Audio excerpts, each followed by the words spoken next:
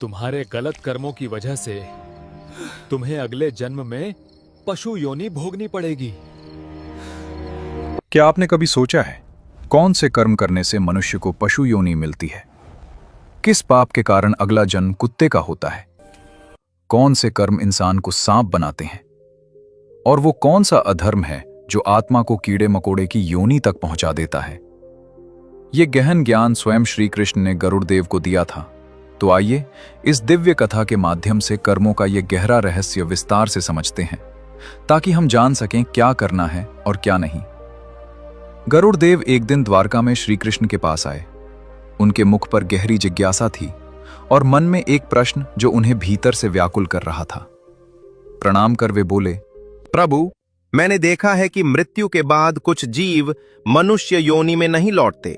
कोई कुत्ता बन जाता है, कोई सांप, कोई कीड़े मकोड़े की योनि में चला जाता है। ये देखकर मेरा हृदय विचलित हो उठता है।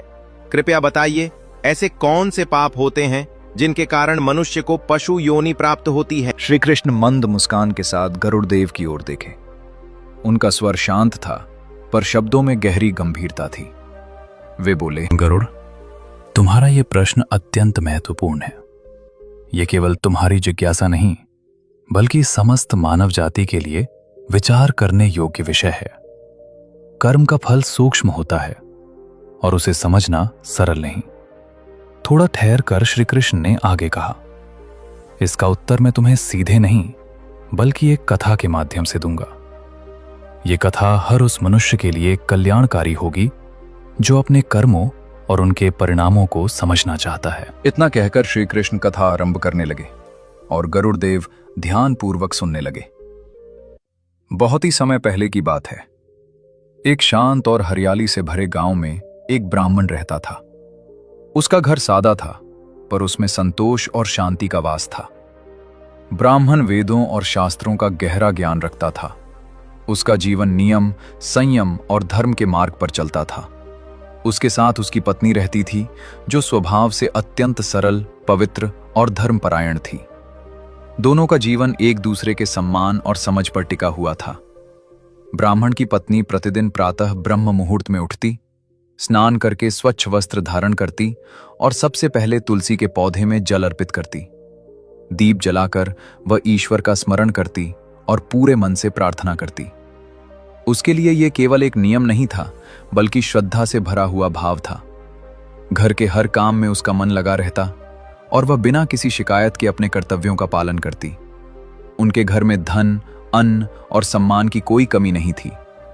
गांव के लोग ब्राह्मण का आदर करते थे और कठिन समय में उससे सलाह लेने आते थे। पर एक कमी थी जो दोनों के हृदय में चुपचाप पीड़ा बनकर रहती थी। उनके घर में कोई संतान नहीं थी। विवाह के कई वर्ष बीत गए थे, पर सूना आंगन उन्हें भीतर से कचोटता रहता।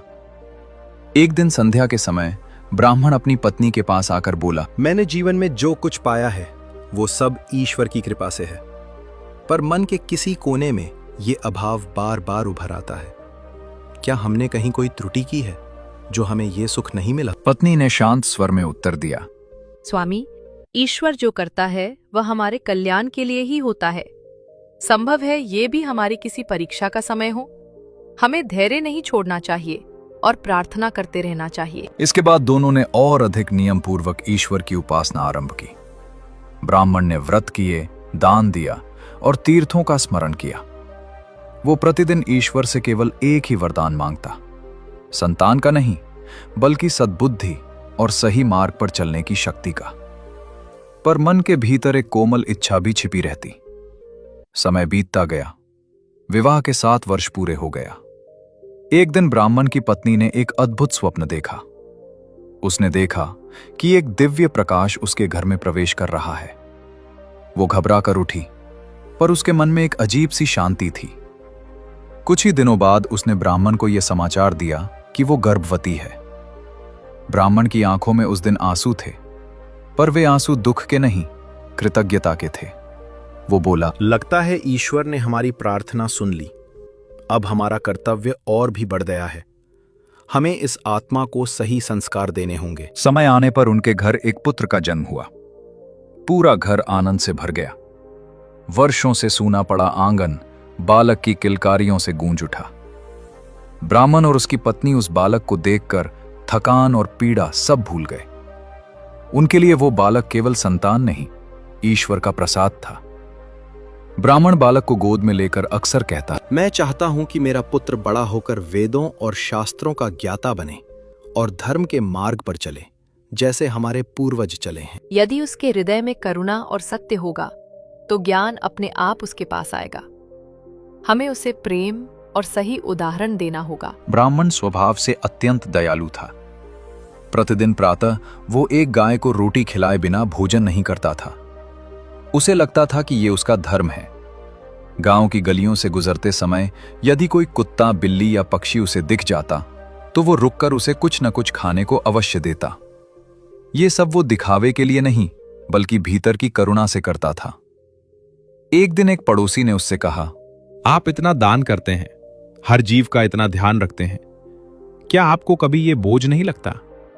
ब्राह्मण ने शांत भाव से उत्तर दिया, यदि किसी भूखे को देखकर भी हृदय न पिघले तो ज्ञान और धर्म का क्या अर्थ रह जाता है। उसका पुत्र धीरे धीरे बड़ा होने लगा।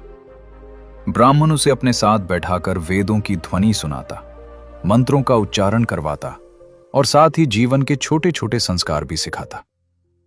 वो उसे केवल पुस्तक का ज्ञान नहीं, व्यवहार का ज्ञान देना चाहता था। बालक भी पिता की बातों को ध्यान से सुनता और उनके कार्यों को देखता। एक दिन बालक ने पिता से पूछा, पिताजी, आप हर जीव को भोजन क्यों देते हैं? वे तो बोल भी नहीं सकते। ब्राह्मण ने उसके सिर पर हाथ रखते हुए कहा, बेटा, वे बोल नहीं सकते, पर पीड़ा तो महसूस करते हैं। जो दूसरों की पीड़ा समझता है वही सच्चा मनुष्य होता है। समय अपनी गति से आगे बढ़ता रहा। वही बालक जिसे कभी पिता के शब्दों में सत्य और करुणा के बीज मिले थे, अब किशोरावस्था पार कर युवावस्था की दहलीज पर खड़ा था। उसके भीतर की जिज्ञासा अब संयमित नहीं रही। गांव से बाहर की दुनिया, नए लोग और नई आदतें उसे अपनी ओर खींचने लगीं। धीरे धीरे वो ऐसी संगत में पड़ गया जहां न तो धर्म का मान था और न ही संस्कारों की कदर। आरंभ में परिवर्तन बहुत सूक्ष्म था। वो पिता के साथ वेद पाठ में कम बैठने लगा, पूजा के समय बहाने बनाने लगा, माता की कही बातें उसे बोझ लगने लगीं। ब्राह्मण ये सब देख रहा था, पर उसने धैर्य नहीं छोड़ा। उसे विश्वास था कि पुत्र अपने मार्ग से भटक तो रहा है, पर लौट आएगा। एक दिन ब्राह्मण ने शांत स्वर में पुत्र से कहा, बेटा, मैं देख रहा हूं कि अब तुम्हारा मन न अध्ययन में लगता है न साधना में। बताओ, क्या तुम्हें कोई कष्ट है या हमसे कोई भूल हो गई है? पुत्र ने उपेक्षा से उत्तर दिया, पिताजी, आप हर बात को धर्म और नियम से क्यों जोड़ते हैं? आज की दुनिया अलग है। हर समय ग्रंथों में डूबे रहना जीवन नहीं होता। मुझे अपने तरीके से जीना है। माता ये सुनकर व्यथित हो उठी। चिंता के साथ बोली, बेटा, अपने तरीके से जीना गलत नहीं है, पर सही और गलत का भेद जानना भी आवश्यक है। हम तुम्हें रोक नहीं रहे, बस तुम्हें गिरने से बचाना चाहते हैं। पर पुत्र के कानों पर जैसे जूं तक नहीं रेंगती थी। अब वो देर रात तक घर से बाहर रहने लगा। उसके नए मित्र उसे गांव के बाहर ले जाते, जहां नशा और मांस का सेवन आम बात थी। वही पुत्र जो कभी गाय और पक्षियों को प्रेम से देखता था, अब उन बातों को हंसी में उड़ा देता। एक रात वो नशे में झूमता हुआ घर लौटा। उसके वस्त्र अस्त व्यस्त थे और आंखों में मदिरा की लाली साफ दिख रही थी। ब्राह्मण ने यह दृश्य देखा तो उसका हृदय कांप उठा। उसने कठोर शब्द नहीं कहे, पर स्वर में गहरी पीड़ा थी। बेटा, यह मार्ग तुम्हें कहां ले जाएगा? मैंने तुम्हें सत्य और संयम सिखाया था। तुम्हारे कर्म केवल तुम्हें ही नहीं, पूरे वंश को प्रभावित करेंगे। पुत्र हंस पड़ा और बोला, पिताजी, आप पुरानी बातों में जीते हैं। जीवन एक बार मिलता है। अगर अपने मन से न जिया तो ऐसे जीवन का क्या अर्थ? उसकी बातों ने माता पिता के हृदय को जैसे चीर दिया। फिर भी वे मौन रहे। उन्हें लगा कि क्रोध से नहीं, प्रेम से बात बन सकती है। पर समय के साथ पुत्र का व्यवहार और कठोर होता गया। वो अब माता पिता की बातों का खुलकर अपमान करने लगा। जब भी उसे समझाया जाता, वो ताने देता और घर से बाहर निकल जाता। एक दिन उसके मित्रों के बीच बातचीत हो रही थी। एक मित्र ने संकोच से कहा, तुम्हारे पिता तो गांव में पवित्रता और धर्म के प्रतीक माने जाते हैं। तुम ये सब करते हो तो तुम्हें कभी अपराध बोध नहीं होता। तुम्हारे पिता तो गांव में पवित्रता और धर्म के प्रतीक माने जाते हैं। तुम ये सब करते हो तो तुम्हें कभी अपराध बोध नहीं होता। पुत्र ने मदिरा का पात्र उठाते हुए उत्तर दिया, पिता का जीवन उनका है, मेरा जीवन मेरा है। मैं उनकी तरह बनकर अपनी जवानी नहीं गंवाना चाहता। उसकी हंसी में घमंड था और आंखों में अहंकार। वो ये भूल चुका था कि स्वतंत्रता और उच्छृंखलता में अंतर होता है। उधर घर में माता हर रात दीपक के सामने बैठकर प्रार्थना करती। उसके शब्द मौन होते, पर आंसू बहुत कुछ कह जाते। एक संध्या ब्राह्मण ने अंतिम बार प्रयास करने का निश्चय किया। उसने पुत्र को अपने पास बैठाया और गंभीर स्वर में बोला, मैं तुम्हें आदेश नहीं दे रहा, केवल अनुभव की बात कह रहा हूं। जो कर्म आज सुख देते लगते हैं वे कल पीड़ा बनकर लौटते हैं। पुत्र ने झुंझला कर उत्तर दिया, आप हमेशा भविष्य की बातें करते हैं। मैं वर्तमान में जीता हूं। मुझे उपदेश नहीं चाहिए, मुझे मेरी आजादी चाहिए। उस रात ब्राह्मण बहुत देर तक जागता रहा। उसे अपने ही कर्मों पर विचार आने लगा। क्या कहीं पालन पोषण में कोई कमी रह गई थी? क्या प्रेम अधिक था या अनुशासन कम? उसके भीतर एक अनजाना भय घर करने लगा, मानो आने वाला समय कोई कठोर परीक्षा लेने वाला हो। पुत्र अब पूरी तरह गलत संगत में डूब चुका था। मांस और मदिरा उसके लिए सामान्य हो गए थे। घर की मर्यादा, माता की ममता और पिता का तप सब उसके लिए अर्थहीन होते जा रहे थे। वो अपने कृत्यों को तर्कों से सही ठहराता, पर भीतर कहीं एक खालीपन भी था जिसे वो स्वीकार नहीं करता था। समय बीतने के साथ ब्राह्मण के पुत्र के शौक और अधिक बढ़ते चले गए। मदिरा, मांस और अय्याशी अब उसकी आदत नहीं, आवश्यकता बन चुकी थी। पर उसकी अपनी कोई कमाई नहीं थी। अब तक वो जो कुछ करता आया था पिता के धन पर ही निर्भर था। धीरे धीरे ब्राह्मण के घर का सारा संचित धन उसी की गलत आदतों में नष्ट हो गया। जो घर कभी संतोष और सादगी का प्रतीक था, वहां अब अभाव ने दस्तक दे दी। एक दिन वो फिर पिता के पास आया। उसके स्वर में विनय नहीं, अधिकार था। उसने रूखे स्वर में कहा, मुझे धन चाहिए। मेरे मित्र प्रतीक्षा कर रहे हैं। आज मुझे खाली हाथ नहीं जाना है। ब्राह्मण ने उसकी आंखों में देखा। वो समझ गया था कि ये धन किसी अच्छे कार्य के लिए नहीं मांगा जा रहा। भारी मन से उसने उत्तर दिया, बेटा, अब मेरे पास देने को कुछ भी नहीं बचा। जो था वो सब तुम्हारे शौकों में चला गया, और मैं ऐसे कर्मों के लिए अब और धन नहीं दे सकता। ये सुनते ही पुत्र का क्रोध भड़क उठा।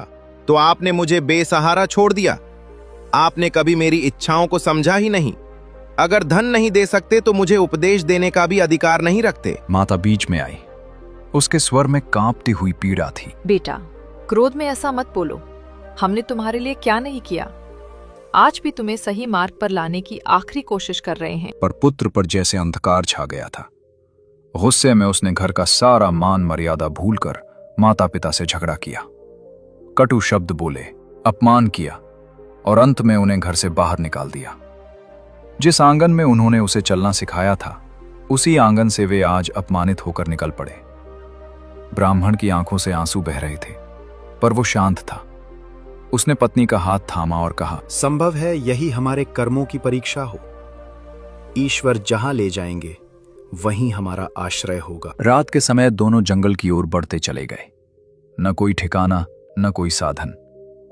चलते चलते वे एक आश्रम पहुंचे जहां एक वृद्ध गुरु रहते थे। गुरु ने उनके चेहरे पर पीड़ा और तप दोनों को पहचाना। आप यहां शरण लेने आए हैं, गुरु ने शांत स्वर में कहा। यह आश्रम सबके लिए खुला है, जब तक चाहें यहां निवास करें। उधर ब्राह्मण का पुत्र अब पूरी तरह पतन के मार्ग पर उतर चुका था। माता पिता के जाने के बाद उसके पास न धन बचा था, न कोई सहारा। पर उसके शौक कम नहीं हुए। जब मदिरा और अय्याशी के लिए धन समाप्त हो गया, तो उसने एक और घोर मार्ग चुन लिया। उसने जंगल में निर्दोष, बेजुबान पशुओं का शिकार करना शुरू कर दिया।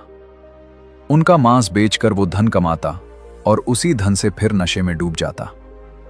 एक रात उसके मित्रों के साथ बैठा वो गर्व से बोला, अब मुझे किसी पर निर्भर नहीं रहना पड़ता। जंगल में सब कुछ मुफ्त है। बस हिम्मत चाहिए और हाथ में हथियार। एक मित्र ने हंसते हुए कहा, तुम तो अब सच में अपने पिता से बिल्कुल अलग बन गए हो। उन्हें पता चले तो क्या कहेंगे? उसने ठहाका लगाया, वे अपने आश्रम और भजनों में खुश होंगे, और मैं अपनी जिंदगी में जिसे जो पसंद है वही उसे करना चाहिए। समय इसी तरह बीतता गया। पाप पर पाप जुड़ते चले गए। फिर एक दिन उसके शरीर पर लाल फुंसियां निकल आईं। पहले उसने ध्यान नहीं दिया, पर कुछ ही दिनों में वे पूरे शरीर में फैलने लगीं।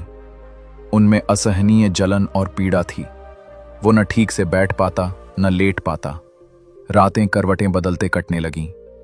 उसने अपने मित्रों को बुलाकर कहा, मेरे शरीर में भयानक जलन हो रही है, शायद कोई बीमारी लग गई है। कुछ दिन मेरे साथ रहो, मुझे अकेला मत छोड़ो। मित्रों ने उसे ऊपर से नीचे तक देखा। फुंसियों से रिश्ता रक्त और दुर्गंध उन्हें भयभीत कर रही थी। दोस्तों ने कहा, ये तो कोई भयानक रोग लगता है, हमारे लिए खतरा हो सकता है। तुम किसी वैद्य को दिखाओ, हम यहां नहीं रुक सकते। इतना कहकर वे एक एक कर दूर हो गए। जिनके लिए उसने माता पिता को ठुकराया था, वही उसे इस हालत में अकेला छोड़ गए। वो अकेला बैठा अपने शरीर की पीड़ा से कराहता रहा। मन में विचारों का तूफान उठने लगा। आज ये मित्र कहां हैं, जिन्हें मैंने अपना सब कुछ माना, और जिन माता पिता को मैंने निकाल दिया, वे मुझसे कितना प्रेम करते थे। उसकी आंखों से आंसू बहने लगे। पहली बार उसे अपने कर्मों का भार महसूस हुआ। मैंने किसके लिए यह सब किया? मदिरा और मांस के लिए? क्षणिक सुख के लिए मैंने अपना सब कुछ खो दिया। अब उसे मां की प्रार्थनाएं याद आने लगी। पिता के शांत शब्द कानों में गूंजने लगे। शरीर की पीड़ा से अधिक मन की पीड़ा उसे जला रही थी। वो जान चुका था कि जिसने अपनों को ठुकराया, वो अंत में अकेला ही रह जाता है। जंगल की खामोशी में उसकी सिसकियां गूंज रही थी। समय अब उसके लिए ठहर सा गया था। मित्रों के चले जाने के बाद ब्राह्मण का वो पुत्र पूरी तरह अकेला पड़ चुका था। शरीर पीड़ा से भरा था, मन पछतावे से। उसी एकांत में उसे पहली बार माता पिता की याद सच्चे अर्थों में आई। उसे लगा, यदि इस संसार में अब भी कोई उसे स्वीकार कर सकता है, तो वे केवल उसके माता पिता ही हैं। उसी क्षण उसने निश्चय किया कि वो उन्हें ढूंढेगा। न ये जानता था कि वे कहां हैं, न ये कि वे जीवित भी हैं या नहीं। फिर भी वो लंगड़ाते हुए जंगल के रास्ते पर चल पड़ा। हर कदम के साथ शरीर की जलन बढ़ रही थी, पर मन में एक ही भाव था, क्षमा मांगने का। चलते चलते वो जंगल के और भीतर पहुंच गया। पेड़ घने होते जा रहे थे। सूर्य का प्रकाश धरती तक मुश्किल से पहुंच रहा था। चारों ओर अजीब सी खामोशी थी, मानो जंगल भी उसे चेतावनी दे रहा हो। पक्षियों की आवाजें भी अब कम हो गई थीं। वो बुदबुदाया, मां, पिताजी, आप जहां भी हों, बस एक बार मुझे क्षमा कर दीजिए। कुछ दूर आगे बढ़ने पर अचानक उसे झाड़ियों में हलचल सुनाई दी। उसका हृदय जोर जोर से धड़कने लगा। अगले ही क्षण उसकी आंखों के सामने एक तेंदुआ आ खड़ा हुआ। उसकी आंखें जलती हुई थीं, शरीर दुबला था और चाल से स्पष्ट था कि वो कई दिनों से भूखा है। वो धीरे धीरे उसकी ओर बढ़ने लगा। ब्राह्मण का पुत्र भय से कांप उठा। उसके पैर जैसे जड़ हो गए। कांपती आवाज में वो बोला, मुझे मत मारो, मैं बहुत पीड़ा में हूं। मैं अपने माता पिता को खोजने जा रहा हूं। मेरे शरीर पर फोड़े हैं, मैं और नहीं सह सकता। तेंदुआ रुका। उसकी आंखों में कोई करुणा नहीं, बल्कि कठोर स्मृति थी। गहरी गंभीर आवाज में वो बोला, तुम आज अपने प्राणों की भीख मांग रहे हो। जब तुमने निर्दोष पशुओं को मारा था, तब उन्होंने भी जीवन की भीख मांगी होगी। तुमने तब उनकी पीड़ा नहीं सुनी। लड़के की आंखों से आंसू बहने लगे। वो बोला, मुझसे पाप हो गया, मैं अज्ञान में था। मुझे नहीं पता था कि ये सब इतना भयानक परिणाम देगा। तेंदुआ एक कदम और आगे बढ़ा और बोला, अज्ञान का बहाना मत दो। तुम्हें सही और गलत का ज्ञान था। तुम एक ब्राह्मण के पुत्र हो, फिर भी तुमने जानबूझकर अधर्म चुना। उसकी आवाज जंगल में गूंज रही थी। लड़का पीछे हटना चाहता था, पर शरीर ने साथ नहीं दिया। वो सिसकते हुए बोला, मैंने अपने माता पिता का अपमान किया। आज मैं अकेला हूं, मुझे एक अवसर और दे दो। तेंदुए की आंखों में एक अजीब सी चमक आई। वो बोला, तुम्हारी कथा मुझे अपनी याद दिलाती है। मैं भी एक समय मनुष्य था, मुझे भी जीवन का सही मार्ग पता था, फिर भी मैंने हिंसा और स्वाद को चुना। लड़के ने चौंक कर उसकी ओर देखा। मनुष्य थे? ये कैसे संभव है? क्या ये भी कर्मों का फल है? तेंदुए ने गहरी सांस ली। उसने कहा, हाँ, पिछले जन्म में मैं भी बेजुबान पशुओं को मारता था, उनका मांस खाता था और उसे अपना अधिकार समझता था। मृत्यु के बाद वो बोला, मुझे इस योनि में जन्म मिला। तब से आज तक इसी जंगल में भटक रहा हूं। लड़के का शरीर भय से सुन्न हो गया और बोला, तो क्या मेरे लिए भी यही भाग्य है? क्या मेरे पाप मुझे भी ऐसी ही योनि में ले जाएंगे? तेंदुआ गंभीर स्वर में बोला, कर्म कभी नष्ट नहीं होते, वे समय आने पर फल देते हैं। तुम्हारे कर्म आज मेरे सामने खड़े हैं। लड़के ने हाथ जोड़ दिए। मुझे क्षमा कर दो, मैंने जीवन को हल्के में लिया। मुझे नहीं पता था कि हर कर्म का लेखा रखा जाता है। तेंदुआ कुछ क्षण शांत रहा, फिर बोला, पश्चाताप तब मूल्यवान होता है जब कर्म करने से पहले हो। आज का पश्चाताप तुम्हें पीड़ा से मुक्त नहीं कर सकता। आज मैं तुम्हें खाकर अपनी भूख मिटाऊंगा और तुम्हारे लिए ये भी तुम्हारे कर्मों का ही फल है। लड़का जोर से रो पड़ा। माँ, पिताजी, मैंने बहुत बड़ी भूल की। काश समय लौट सकता। पर समय कभी लौटता नहीं। अगले ही क्षण तेंदुए ने उस पर झपट्टा मारा। जंगल की शांति एक चीख से टूट गई। फिर सब कुछ शांत हो गया। कुछ ही पलों में उस ब्राह्मण पुत्र का जीवन समाप्त हो गया। अचानक उसके सामने दो भयानक आकृतियां प्रकट हुईं। उनके नेत्र अग्नि समान थे और हाथों में पाश था। वे यमदूत थे। एक यमदूत कठोर स्वर में बोला, तुम्हारा समय पूर्ण हो चुका है। अब तुम्हें अपने कर्मों का फल भोगना होगा। चलो, यमपुरी में धर्मराज तुम्हारी प्रतीक्षा कर रहे हैं। उस लड़के की आत्मा कांप उठी।